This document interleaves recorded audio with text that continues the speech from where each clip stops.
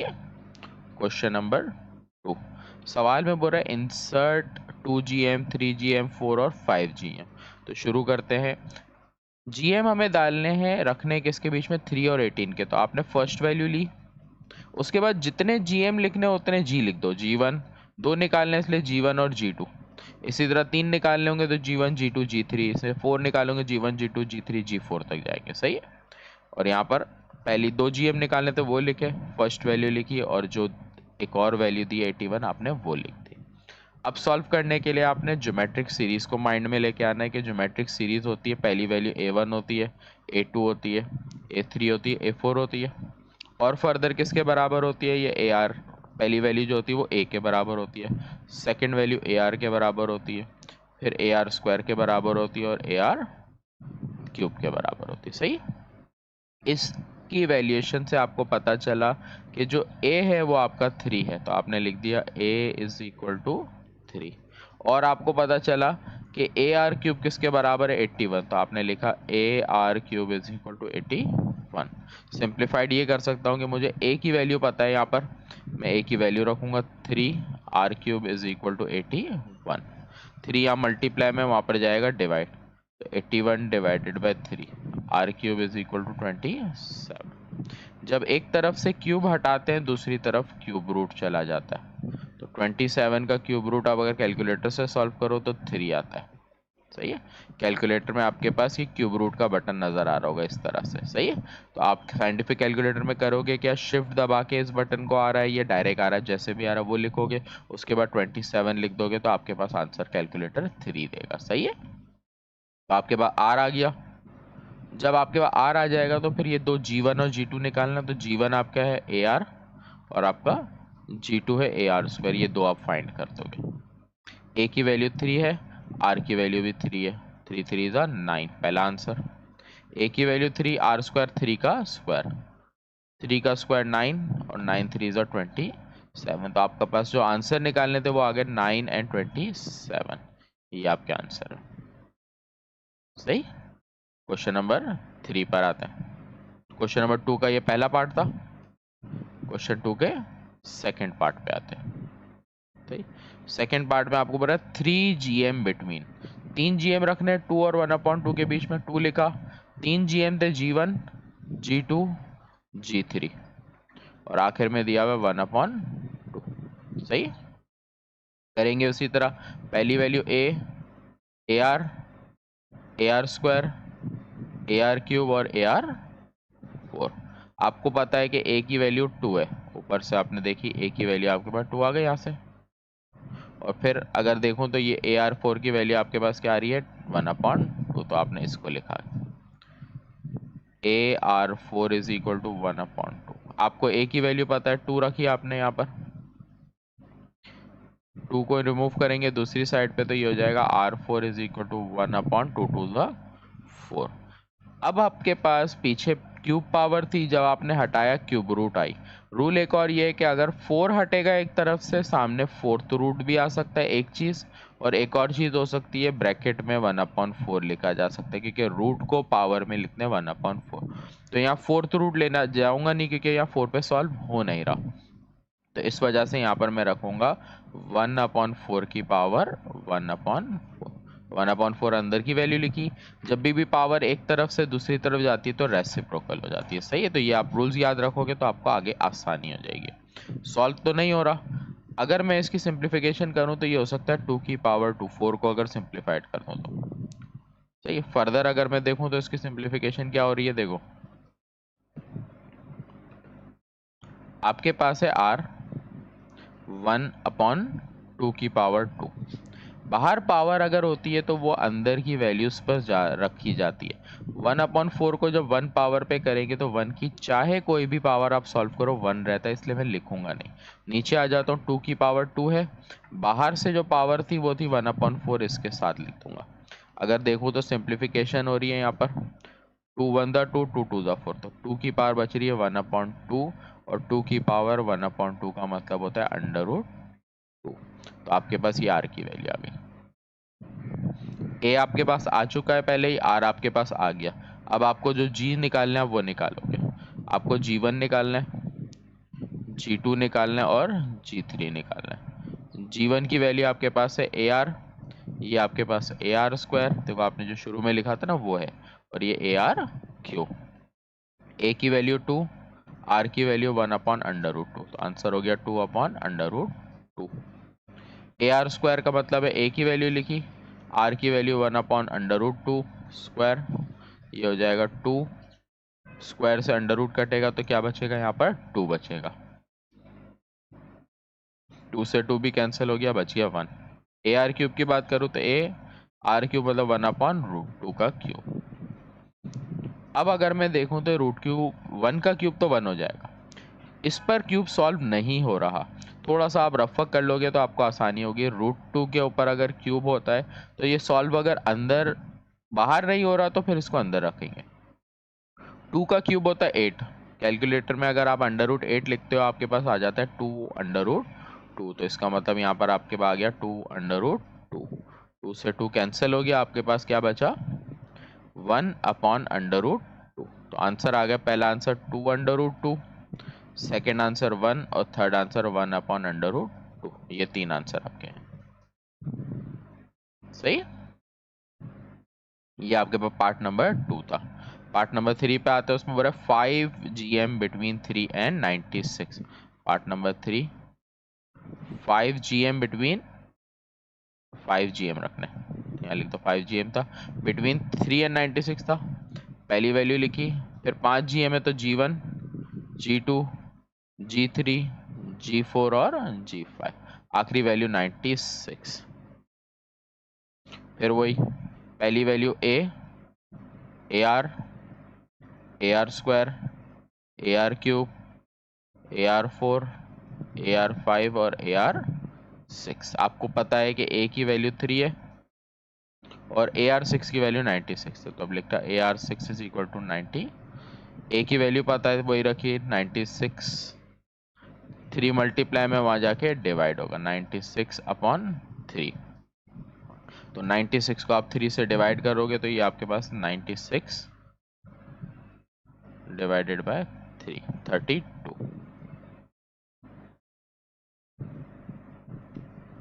6 power है जैसे पीछे बताया, सॉल्व नहीं हो रही तो यहाँ पर आ जाएगी 32 पावर 1/6, सही है। आगे फर्दर सिंप्लीफाइड देखो कैसे करेंगे, 32 6 से तो सॉल्व हो नहीं रहा, तो इसमें मैं कर सकता हूँ 2 की पावर 5, तो ये हो जाएगा 2 की पावर 5। अभी भी अगर देखूँ तो ये सॉल्व नहीं हो सकता। अच्छा, यहाँ पर मैंने सवाल में गड़बड़ ये कर दी, 4 GM थे, 5 GM नहीं थे। 4 GM होंगे तो यहाँ पर ये एक वैल्यू कम हो जाएगी, तो यहाँ पर आ जाएगा 96, तो यहाँ से भी एक इसकी पावर पे नीचे आ जाता है, ये 5 पावर पे रहेगा, सही। तो यहाँ पर आपकी जो पावर होगी वो क्या होगी, 5 पावर होगी, 6 पावर नहीं होगी। अब जब 5 पावर है तो फिर तो डायरेक्ट सॉल्व हो गया। अब यहाँ पर पावर जो जाएगी वो 1/5 जाएगी, 1/5। अब अगर मैं देखूँ तो 5 पावर से 5 पावर कट गई, आर की वैल्यू सिंप्लीफाइड आ गई। अगर सिंप्लीफाइड नहीं आ रही, इसका एक मतलब तो ये होता है कि आपने सवाल थोड़ी सी गड़बड़ उतार ली है, या तो सवाल ही इस तरह का है। ए और आर सिंप्लीफाइड फॉर्म में आ गए। अब आपको G1 निकालना है, G2 निकालना है, G3 निकालना है, G4 निकालना है। G1 आपका बराबर है AR के, ये बराबर है AR स्क्वायर के, ये बराबर है AR क्यूब के, और ये बराबर है AR4 के। वैल्यूज रखते हैं, A की वैल्यू 3, R की वैल्यू 2, 3 2 6, A की वैल्यू 3, R की वैल्यू 2, फिर स्क्वायर, 2 का स्क्वायर 4 होगा, 4 3 12, A की वैल्यू 3, 2 का क्यूब, 2 का क्यूब 8, 8 3 24, 3, 2 की पावर 4, 16, 16 को 3 से मल्टीप्लाई करोगे 43। आंसर आ गया 6, 12, 24 एंड 48, ये आपके आंसर। क्लियर। पार्ट नंबर 4 हो गया, पार्ट नंबर 5 पे आते हैं, सही है। पार्ट नंबर 5 में आपको 5 GM बोल रहा है, पार्ट नंबर 5 GM बोल रहा है 16 and 1024 के, तो पहला लिखा, फिर G1, G2, G3, G4 और G5, 5 GM थे। पहली वैल्यू लिखी 16, लास्ट वैल्यू 1024। पहली वैल्यू हमारी AR, AR square, AR cube, AR4, AR5 और AR6 तक जाएगी। तो A इज इक्वल टू आपके पास 16 है, आपको AR6 पता है, AR6 is equal to 1024, A की वैल्यू पता है 16, R6 इज इक्वल टू 1024, 16 या मल्टीप्लाई में दूसरी तरफ जाएगा तो डिवाइड हो जाएगा, ये हो गया R6, इसको हम डिवाइड कर देंगे तो 1024 डिवाइडेड बाय 16, आंसर आ गया 64। 6 पावर है, दूसरी तरफ ले जाएंगे तो ये हो जाएगी पावर 1/64, 1/6 और 64 की पावर 1/6, 64 का एलसीएम लेंगे 2 की पावर 6 आएगी, 1/6, 6 से 6 कैंसिल हो गया, आंसर आर का बच गया 2, आर आ जाएगा। तो उसके बाद हम सारे जीएम जो जो बोल रहे हैं हम बारी बारी निकाल के उसको देते जाएंगे क्वेश्चन से। तो पहली वैल्यू से शुरू करेंगे, यहाँ से यहाँ लिख लेते हैं पहले AR, AR square, AR cube, AR4 और AR5 निकालना है, सही है। पहली वैल्यू हमारे पास क्या है भाई, AR मतलब A की वैल्यू 16, R की वैल्यू हमारे पास क्या है 2, 16 2 ज़ा 32, सही है। अच्छा, अब मैं यहाँ पर एक और ट्रिक आपको करके दिखा रहा हूँ। यहाँ पर अगर हम चाह रहे हैं कि ये जीएम हम इस तरह से ना निकालें, हमारे पास इसका एक और तरीका ये होता है कि अगर आपको अगला जो भी जीएम निकालना है, आप सिंपल क्या करो कि जो आपने जीएम प्रीवियस निकाला है उसको आप 2 से मल्टीप्लाई कर दो। जैसे आपने ये निकाला है ना, G1 निकाला हुआ है आपने, G1 निकाला, ये आ गया। अगर आपको G2 निकालना है, एक फॉर्मूला तो AR स्क्वायर है, दूसरा ये है कि अगर G1 को आप किससे R से मल्टीप्लाई कर दो तो भी आपके पास आंसर आ जाएगा। G1 आपका 32 आया, R की वैल्यू 2 है तो आंसर आ गया 64, इससे भी रखोगे तो भी 64 ही आएगा, सही है। इसी तरह जब नेक्स्ट जाएंगे G3 पर, या तो इस फॉर्मूले से सॉल्व करो, या आपका फॉर्मूला क्या बनेगा कि जो आंसर प्रीवियस आया, प्रीवियस आपने किसका G2 का निकाला, G2 को R से मल्टीप्लाई करो, इसी तरह ये चलता जाएगा, G3 मल्टीप्लाई बाय R और G4 मल्टीप्लाई बाय R। तो G2 की वैल्यू आई है 64, इसको मल्टीप्लाई किया 2 से कितना आया 128, इसी तरह नेक्स्ट किया, G3 की वैल्यू 128 है, फर्दर इसको 2 से मल्टीप्लाई कर दिया, ये आ गया 256। फिर G4 के लिए आपने G3 की वैल्यू आपने ली 256 मल्टीप्लाई बाय 2, G4 की वैल्यू 256 मल्टीप्लाई, ये आ गया 512। तो एक तरीका मैंने आपको इस सवाल में न्यू बताया G निकालने के लिए, सही है। तो फर्दर जो G आया उसी को आगे 2 से मल्टीप्लाई करते जाओ तो आपके आंसर आ जाएंगे, इससे सॉल्यूशन इजी रह जाता है, सही है। आपको जैसे इजी लगे, पहला आंसर 32, 64, 128, 256 और 512, ये आपके आंसर आ गया, सही है। नेक्स्ट क्वेश्चन पे आते हैं, क्वेश्चन नंबर 2। क्वेश्चन नंबर 2 बहुत इंपॉर्टेंट सवाल है एग्जाम के लिए। फिर क्वेश्चन नंबर 3 पे आते हैं, इसमें क्वेश्चन 3 इंपॉर्टेंट है, क्वेश्चन 4 इंपॉर्टेंट है, क्वेश्चन नंबर 7 इंपॉर्टेंट है, 6 थोड़ा सा इंपॉर्टेंट ले सकते हैं, 5 इंपॉर्टेंट नहीं है। तो आगे बढ़ते हैं क्वेश्चन नंबर 3 पर। सवाल बोल रहा है the arithmetic mean between two numbers. अब बता रहा है कि दो नंबर्स का अर्थमेटिक मीन जो है वो है 29 and geometric mean is 21, geometric mean is equal to 21। बिल्कुल ऐसा ही सवाल है 7 भी। ये तो आपको ये कंडीशन सवाल में दे रहा है कि अर्थमेटिक मीन 29 है, ज्योमेट्रिक मीन 21 है। सॉल्यूशन देखो किस तरह करेंगे। अर्थमेटिक मीन का फॉर्मूला होता है a+b/2, ज्योमेट्रिक मीन का फॉर्मूला होता है ab√। अब अगर मैं बात करूं अर्थमेटिक मीन की, तो अर्थमेटिक मीन हमें कितना दिया हुआ है 29, तो ये हो गया 29 is equal to a+b/2, 2 divide में वहाँ जाके मल्टीप्लाई हो जाएगा, 29 को हम 2 से मल्टीप्लाई कर देंगे 58 इज इक्वल टू a+। इन सवालों में अब सॉल्यूशन आप थोड़ा सा ध्यान रखना किस तरह आगे सॉल्व करोगे। ए या बी किसी एक चीज़ को आप दूसरी तरफ ले जाओ, तो बी को दूसरी तरफ ले जाऊंगा -b, आपके पास आ गई a is equal to 58 -b। दूसरी साइड सॉल्व करेंगे, ज्योमेट्रिक मीन है 21, ए बी अंडर रूट हटाने के लिए स्क्वायरिंग करेंगे तो 21 का स्क्वायर हो गया, ए बी पर अंडर रूट है, इस पर भी स्क्वायरिंग हो गई, स्क्वायर से रूट कैंसिल हो गया, 21 का स्क्वायर होता है 441 ना, 21 मल्टीप्लाई बाय 21, 441। तो ये आपने लिखा 441 is equal to a b. अब आपको पीछे पता था a is equal to 58 minus b, तो यहाँ पर आप करोगे पुट a की वैल्यू हमारे पास है 441 ये लिखा, a की वैल्यू हमारे पास है 58 माइनस बी, फिर आगे b। अब मल्टीप्लाई कर देंगे b को दोनों से, 441 लिखा, ये हो जाएगा 58b माइनस बी और b स्क्वायर, सारी वैल्यूज एक तरफ लेके आ जाएंगे, तो ये हो जाएगा 441 प्लस 58 है, वहाँ जाके minus 58b, minus b square था, यहाँ पर आके प्लस बी स्क्वायर हो गया। अरेंज कर लेता हूँ, तो B square minus 58b plus 441। अब होगी इसकी middle term breaking, middle term breaking हम करेंगे। मिडल टर्म ब्रेकिंग के लिए रफ वर्क में फर्स्ट वैल्यू को लास्ट से मल्टीप्लाई करेंगे, तो 441 आएगा। 441 के हमें ऐसे फैक्टर बनाने हैं जिससे 58 आए, तो ये करने के लिए आप कैलकुलेटर यूज़ करोगे। तो ये मैं आपको समझा रहा हूँ कैलकुलेटर में किस तरह, उसी तरह आप करते रहोगे तो आपको ईजी हो जाएगा। सही, देखो कैसे आपने क्या करना है, कैलकुलेटर में 441 है, इसको हर नंबर से डिवाइड करते जाना है। अब जैसे 2 से आपने डिवाइड किया, जब 2 से डिवाइड किया तो आ ही नहीं रहा, तो 441 डिवाइडेड बाय 3 करते देखते आता है, 3 के टेबल में आता है, 3 के टेबल में आता है 147 पर। जो फैक्टर यहाँ पर आया इसको चेक करते जाओ, प्लस या माइनस करके से 58 बनता है, नहीं बनता इसका मतलब अब आगे बढ़ते जाएंगे, तो फिर 441 को आप डिवाइड करते जाओ।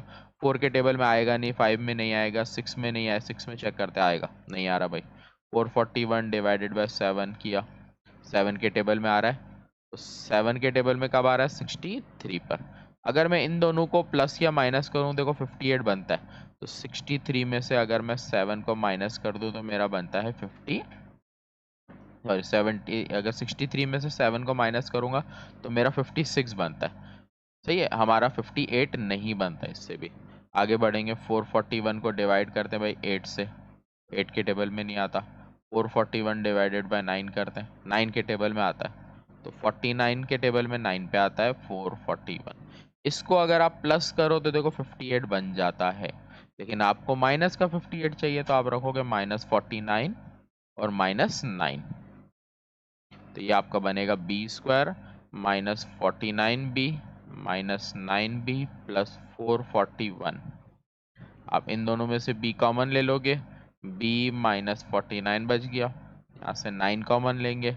हमने अभी निकाला कि 9 के टेबल में 49 पे आता है, माइनस कॉमन लेते हैं, साइन चेंज करते हैं और यहाँ गया 49। तो आपके पास b -49 एक आंसर आया, दूसरा आया b -9 इक्वल्स टू 0। तो b -49 अलग 0 से रखोगे, b -9 सेपरेट 0 से रखोगे,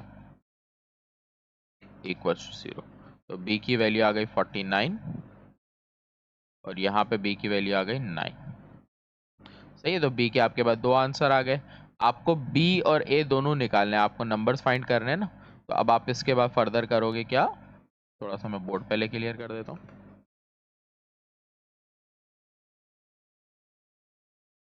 हमें नंबर्स फाइंड करने थे, इसका मतलब a और b फाइंड करना था। सवाल में लिख भी सकते हैं कि हमें फाइंड क्या करना था, a और b। सही है, हमें b फाइंड होगी, दो वैल्यूज। a फाइंड करने के लिए आप क्या करोगे, यहाँ पर a b को पुट करोगे, पुट b। इसको नाम दे देते इक्वेशन 1 का, तो लिखेंगे इन इक्वेशन 1। सही, तो ये हो जाएगा 58 minus b is equal to a। 58 minus b की वैल्यू है 49 एक दफ़ा, 58 में से 49 जाएगा तो बचेगा 9। तो एक दफ़ा a की वैल्यू 9 आ गई, एक और दफ़ा पुट करेंगे, यहाँ पर हम लिखते भी जाएंगे कि हमने क्या पुट किया है। b इज इक्वल टू 49 रखा, फिर b इज इक्वल टू 9 रखेंगे,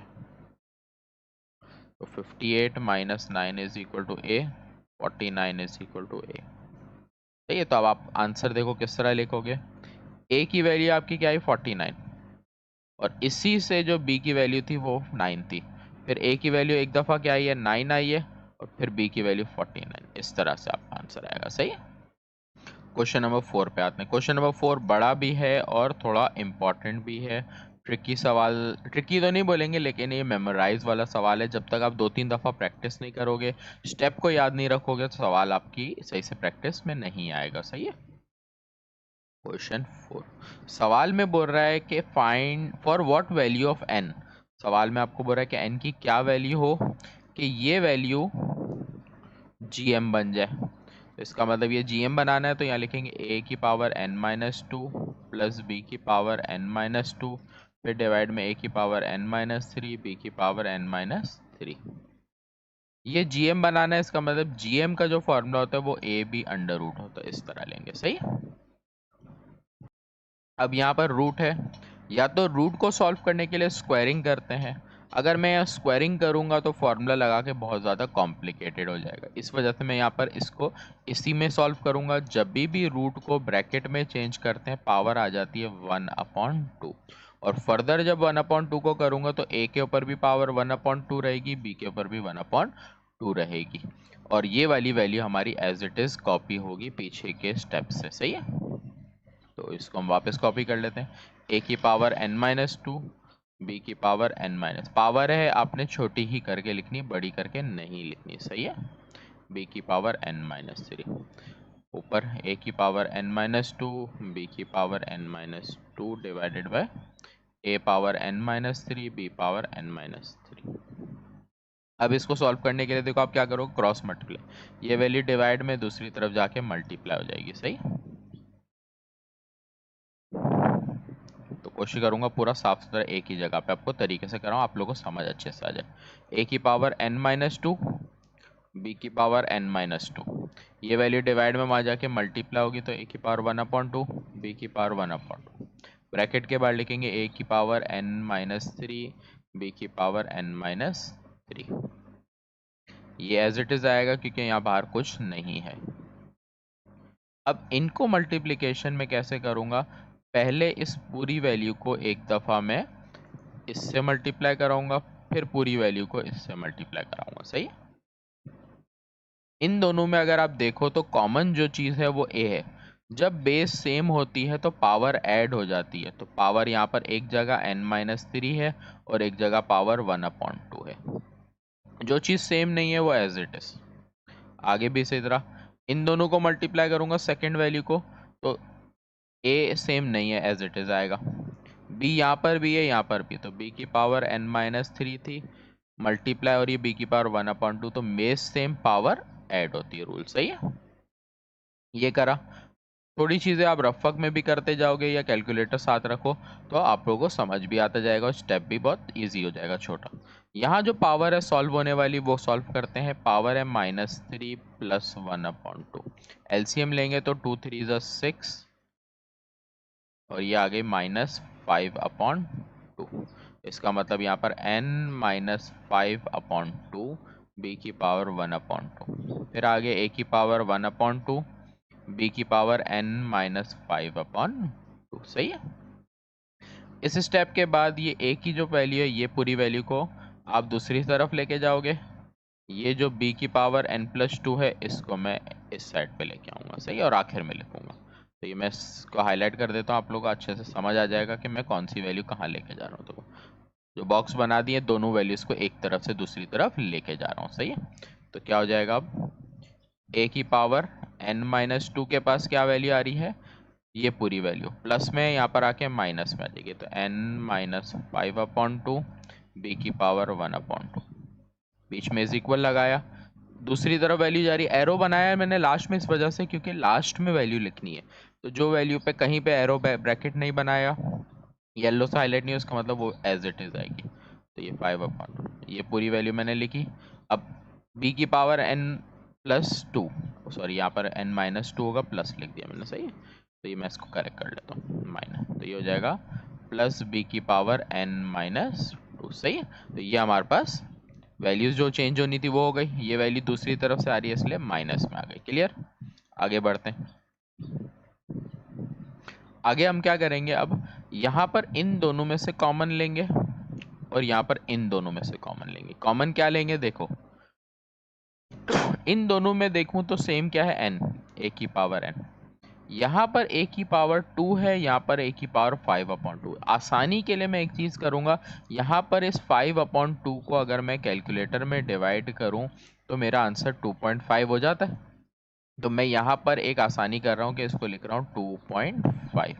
सही, आप भी इस तरह इसको 2.5 लिख देना पॉइंट में, तो आसानी होगी एक चीज़ समझने में। देखो अब हुआ क्या कि आपके पास यहाँ पर n की पावर 2 है, यहाँ पर n की पावर 2.5 है। तो जब कॉमन लेंगे तो यहाँ पर n की पावर 2 कॉमन लेंगे, और यहाँ पर a की पावर n-2 कॉमन ले लिया तो यहाँ बचेगा 1। यहाँ पर अगर मैं बात करूँ, a की पावर n कॉमन आ गई, 2.5 में से 2 कॉमन आई थी पावर, इसलिए यहाँ पर माइनस है तो माइनस 0.5 बचेगी।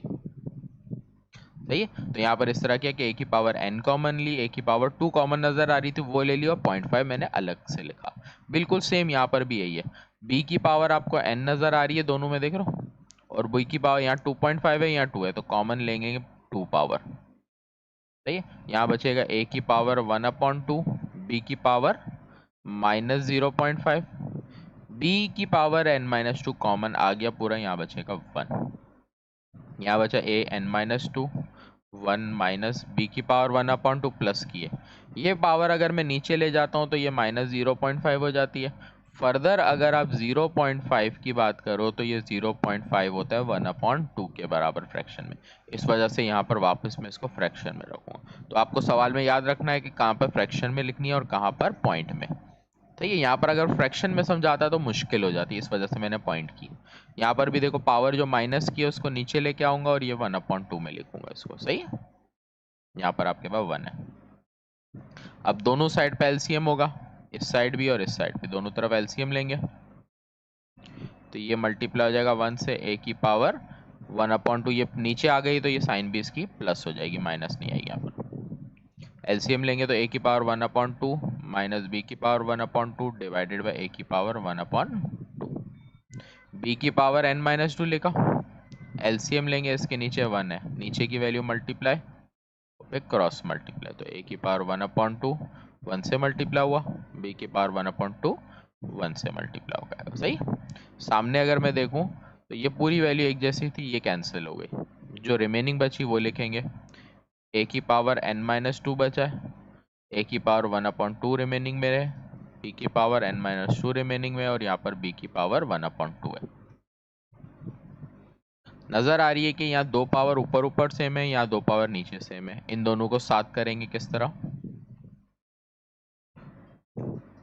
ये जो b की पावर n/2 है ये नीचे लेके आएंगे, a की पावर 1/2 को ऊपर लेके जाएंगे, b की पावर n-2, ये ऊपर आ जाएगी, a की पावर 1/2, b की power 1/2, a upon b n-2, a upon b power 1/2, ये और ये कैंसिल हो गया सेम, तो ये बच गया n-2 इज इक्वल टू 1/2, -2 है दूसरी तरफ अगर लेके जाऊं तो ये हो जाएगा, यही कर देता हूँ बाकी। सही है, -2 है दूसरी तरफ जाएगा तो +2, n की वैल्यू हो गई 1 + 2 2 ज़ा 4, आंसर आ गया n is equal to 5 divided by 2।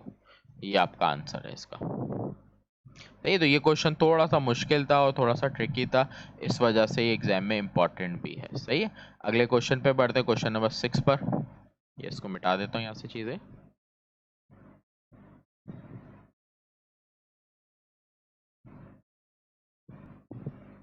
अच्छा, क्वेश्चन 6 बोल रहा है the arithmetic mean of 2 positive integral exceed by the positive GM is 2। इस सवाल में आपको कंडीशन दे रहा है तो आप स्टार्ट में लिख दोगे अकॉर्डिंग टू कंडीशन। क्या कंडीशन दे रहा है कि जो अर्थमेटिक मीन है वो ज्योमेट्रिक मीन से 2 एक्सीड करेगा। एक्सीड का मतलब बढ़ना होता है, तो यहाँ पर कंडीशन दी गई arithmetic mean is equal to geometric mean plus 2। Values रखेंगे हम। अर्थमेटिक मीन का फॉर्मूला होता है a + b/2, ज्योमेट्रिक मीन का फॉर्मूला होता है ab + 2। अभी आपको इसमें से कुछ भी नहीं पता, यहाँ पर आप इसको लेफ्ट रखोगे, इसको यहीं तक रख लोगे। नेक्स्ट स्टेप में आपको और कंडीशन आगे दे रहा है, देखो एंड देयर सम इज। अब आपको जो 2 पॉजिटिव नंबर दे रहा है अकॉर्डिंग टू, यहाँ सेकंड कंडीशन लिख लेता हूँ,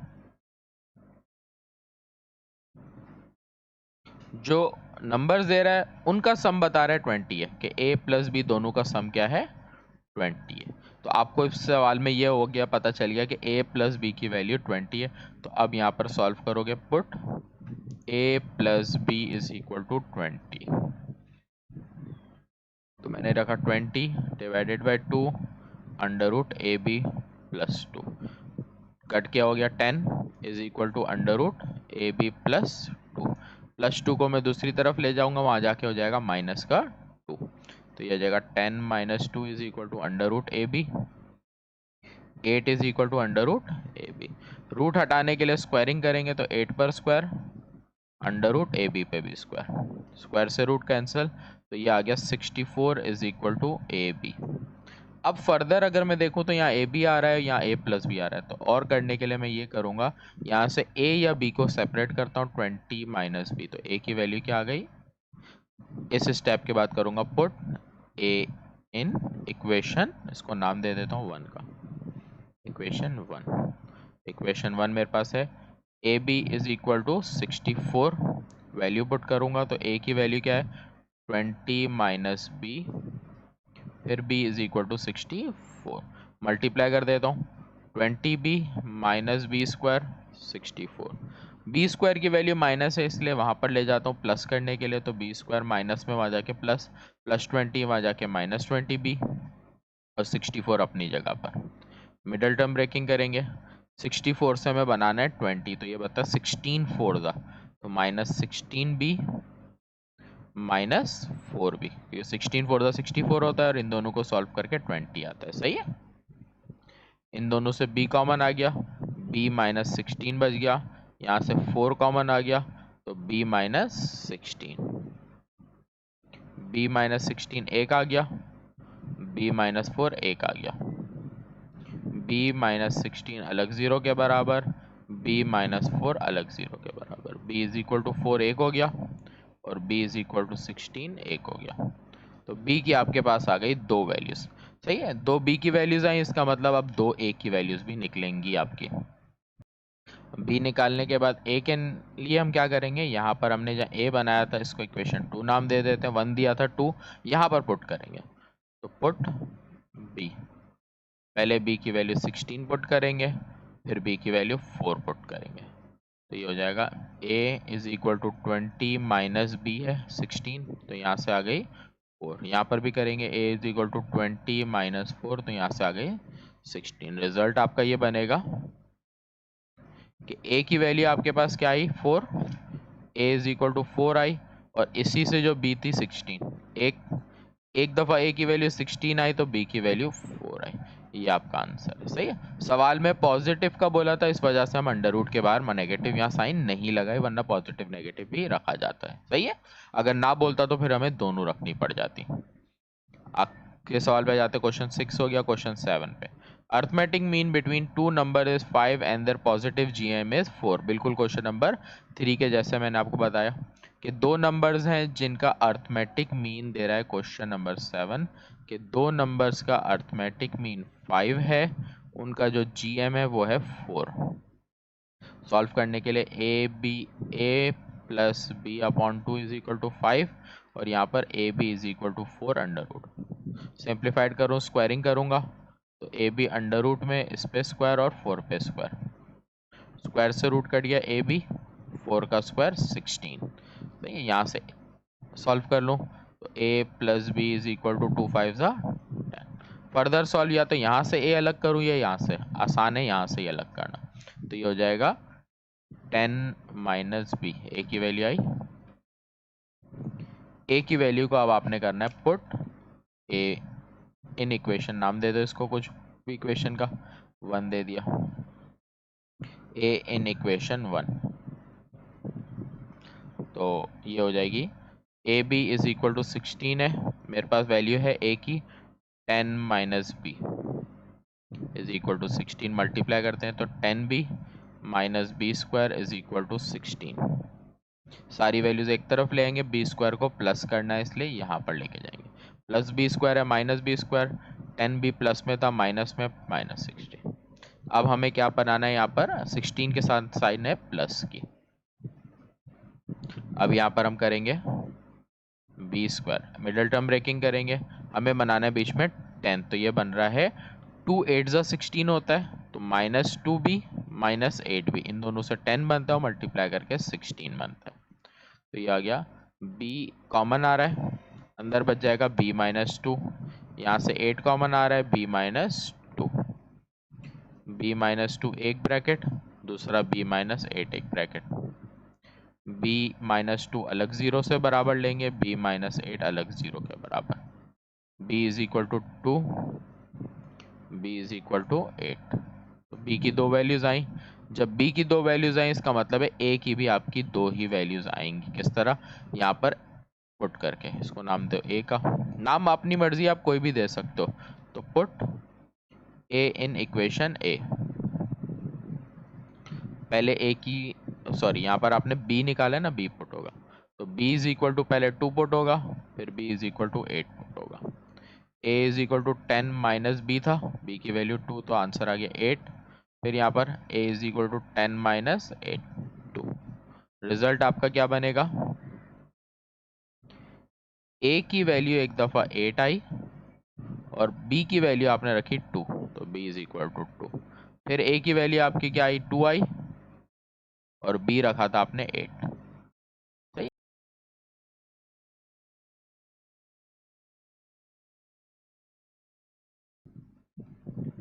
क्वेश्चन 5 बहुत इंपॉर्टेंट है, इसमें आपको ये वैल्यू दी हुई है 0.7, अगर नोट करो तो ये 0.47 के ऊपर ये डॉट लगा, इस डॉट का मतलब क्या होता है कि ये वैल्यू 0.7 के बाद ये वैल्यू रिपीट होती जा रही है आगे, और हमें करना ये है कि हमें इसका फ्रैक्शन बनाना है कि ऐसा क्या फ्रैक्शन है जिसको डिवाइड करके 0.7777 आता है। इसको सॉल्व करने के लिए तरीकाकार ये होता है, ऐसी वैल्यू जिस पे रिपीट हो रही हो उसको आपने एक तरफ लेना होता है, जो वैल्यू नॉन रिपीट हो वो एक तरफ लेनी होती है। इस सवाल में नॉन रिपीट पार्ट कुछ है नहीं शुरू में, इसलिए कुछ करने की ज़रूरत नहीं है। तो मैं क्या करूँगा, रिपीट पार्ट है 0.777 रिपीट हो रहा है ना, तो एक दफ़ा 0.7 लिया, फिर अगली दफ़ा और क्या करूँगा, पहले लिखूंगा 0, पीछे मैं जितने नंबर लिख चुका हूँ उतने 0 लगाऊंगा, उसके बाद फिर एक दफ़ा और रिपीट वाली वैल्यू, फिर इसी तरह।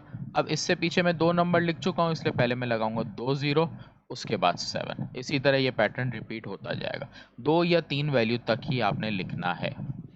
अब आपके पास ज्योमेट्रिक सीरीज आ गई, ज्योमेट्रिक सीरीज में आप a की वैल्यू फर्स्ट वैल्यू ले लोगे, r की वैल्यू के लिए आप 0.07 को डिवाइड कर दोगे 0.7 से, तो आपके पास 0.1 आंसर आ रहा होगा। तो 0.07 डिवाइडेड बाय 0.7, ये आ गया 0.1। तो r आ गया। हमें इनफाइनाइट सीरीज का सम निकालना है, तो इनफाइनाइट का फॉर्मूला मेंशन कर लेते हैं, s infinite is equal to a divided by 1 minus r। तो s इनफाइनाइट, a की वैल्यू 0.7, 1 माइनस r की वैल्यू आपके पास है 0.1, इन दोनों को माइनस करें 0.9।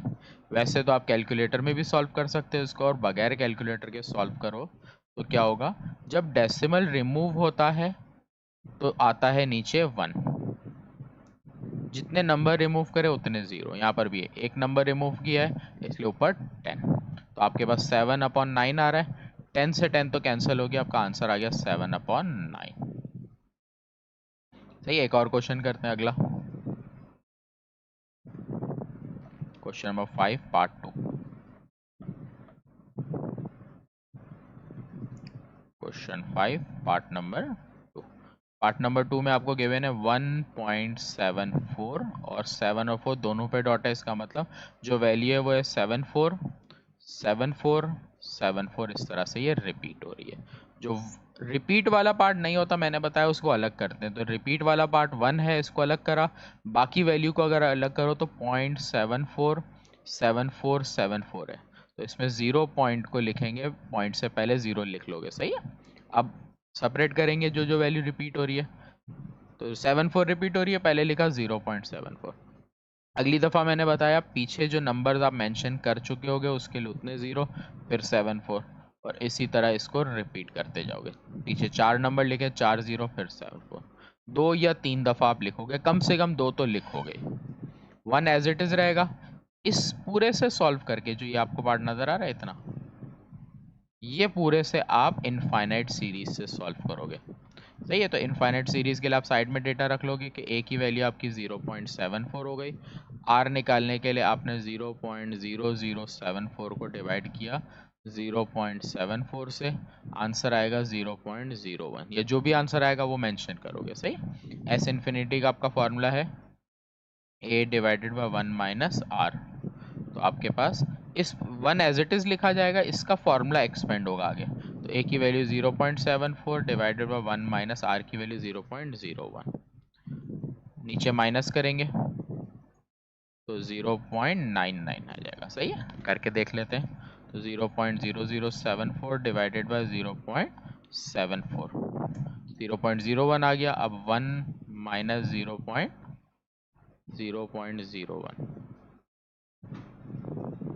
ये 0.99। क्लियर। अब पॉइंट रिमूव करने का तरीका मैंने बताया, अगर पॉइंट रिमूव करेंगे नीचे 1, 2 नंबर रिमूव करें 2 0, यहाँ पर भी यही स्टेप हो गया। 100 से 100 कैंसिल, बचा 1 plus 74 divided by 99। Scientific calculator में भी आप लिखो तो डायरेक्ट आ जाएगा। इसका एलसीएम लेंगे तो हो जाएगा 99 प्लस 74 डिवाइडेड बाय 99, इनको ऐड कर लो आप। तो 74 प्लस 99 करेंगे तो 173 डिवाइडेड बाय 99, ये आपका आंसर आ गया। क्लियर। नेक्स्ट पार्ट करते हैं, पार्ट नंबर 3। सारे पार्ट एक ही जैसे हैं और एग्जाम में इनमें से एक आता है, किसी भी तरह का सवाल आ जाए, वैल्यू चेंज करके भी आ जाए, आपने कॉन्सेप्ट के लिए रखना है कि सॉल्व किस तरह किया जाएगा। सही सवाल को। पार्ट नंबर 3 पे आते हैं। पार्ट नंबर 3 क्या दिया हुआ है, ऊपर से देख रहा हूँ। पार्ट नंबर 3 दिया 0.259, तो रिपीट वैल्यू हो रही है 0.259। इसका मतलब 2 भी रिपीट हो रहा है, 5 भी रिपीट हो रहा है, 9 भी। फ्रैक्शन करने के लिए पहले रिपीट पार्ट वापस लिखते जाएंगे। 0.259, 0.529, 529, 529, सॉरी 259। अब 0.259 एक दफ़ा रिपीट हो रहा है, अगली दफ़ा 0.259 वापस रिपीट हो रहा है। पीछे मैं 3 नंबर लिख चुका हूँ इसलिए 3 लिखूंगा, फिर 259। फिर इसी तरह पीछे 6 नंबर लिख चुका हूँ लास्ट वैल्यू में, तो पहले 6 0 फिर 259। इसको सॉल्व करेंगे, पहली वैल्यू a 0.259, फिर हमें निकालना है r के लिए 0.000259 डिवाइडेड बाय 0.259, इन दोनों को डिवाइड कर देंगे। 0.000259 डिवाइडेड बाय 0.259, 0.001। तो यहाँ पर हमारे पास इनफाइनाइट सीरीज का फॉर्मूला लिख देते हैं, s infinite is equal to a divided by 1 minus r. तो ये आ जाएगा हमारे पास, a की वैल्यू हमारे पास क्या है 0.5259 डिवाइडेड बाय 1 माइनस आर की वैल्यू 0.001। सिंप्लीफाइड करेंगे इसको माइनस करके, तो 0.999 आ जाएगा। पॉइंट रिमूव करेंगे नीचे 1, 3 नंबर रिमूव कर रहे हैं 3 0, यहाँ ऊपर भी सेम 3 नंबर रिमूव हो रहे हैं तो 3 0। 1000 से 1000 कैंसिल, आपका आंसर आ गया 259 अपॉन 999। इसकी कटिंग भी हो रही है तो कटिंग भी कर सकते हैं, वरना यहाँ तक भी आंसर छोड़ा जा सकता है। सही है। पार्ट नंबर 4 पर आते हैं। पार्ट नंबर 4 दे रहा है 1.148, और इस बार 1.148 में से 2 पे डॉट लग रहा है 48 पे, इसका मतलब है रिपीट सिर्फ 48 हो रहा है, 48 48 48 इस तरह से। सही है। तो आपने जो पार्ट रिपीट नहीं हो रहा उसको अलग कर देना है, बाकी 1 नंबर हम पीछे पॉइंट का लिख चुके हैं, 0 लगेगा, उसके बाद 4848 आएगा। ठीक है। तो ये चीज़ थोड़ी सी ध्यान रखना है यहाँ पर, इस सवाल में यही अलग है। बीच में हम जब इसको ब्रेक करेंगे प्लस की साइन आएगी। 1.1, 0.048, फिर 0.000, 3 नंबर लिखे इसलिए 3 0, फिर आगे आएगा। सही है। आगे क्या करेंगे हम, इसका पॉइंट रिमूव करेंगे तो 1, नीचे 1 और 1 नंबर रिमूव किया इसलिए 0, तो इसके आगे 11/10। यहाँ पर हम करेंगे तो पहली वैल्यू हमारी a इज इक्वल टू 0.048 हो गई, r की वैल्यू होगी 0.00048, डिवाइडेड बाय 0.048, दोनों को डिवाइड कर देते हैं। 0.00048 डिवाइडेड बाय 0.048, 0.01 सही। इनफाइनाइट का फॉर्मूला लगाएंगे तो a divided by 1 minus r, सही। 11/10 एज इट इज लिखा। 0.048 इसको माइनस करेंगे 0.99, पॉइंट रिमूव करेंगे 1 आएगा, 3 नंबर रिमूव करें 3 जीरो, यहाँ पर पॉइंट हटेगा, 2 नंबर रिमूव हुआ 2 जीरो, सही है। अब की बार हमारे पास कटिंग हुई कि 2 जीरो से 2 जीरो कटे, 11/10 बचा, यहाँ पर ऊपर बचेगा 48, नीचे बचेगा 99, एक जीरो ऊपर कम बचा, नीचे एक बचा, इसलिए 990 आ जाएगा। अब एलसीएम ले लेंगे। अब जब फ्रैक्शन कैलकुलेटर में एलसीएम लो या मैन्युअली एलसीएम लेना है तो वैसे से ही ले लो, तो 990 आ जाएगा। 10 से इसको करेंगे तो ये एज इट इज रहेगा, इसको मल्टीप्लाई करेंगे 99 से, तो 99 11 जा 99 मल्टीप्लाई बाय 11, ये 1089, तो ये आ गया 1089 प्लस 48, इन दोनों को प्लस कर देंगे, 1048 1089 1089 प्लस 48, 1137 डिवाइडेड बाय 990। सही, आपके पास अगर साइंटिफिक कैलकुलेटर है तो इस पार्ट को आप डायरेक्ट साइंटिफिक कैलकुलेटर में भी कर लोगे तो यही आंसर आएगा। क्लियर है? तो यहाँ तक आपके पास ये वाला पार्ट था। एक और पार्ट बचा है, वो आप अपने सेल्फ प्रैक्टिस में करोगे। ये क्वेश्चन नंबर 5 2 के जैसा बिल्कुल सही है। यहाँ पर 1 था, यहाँ 2 है, सही है।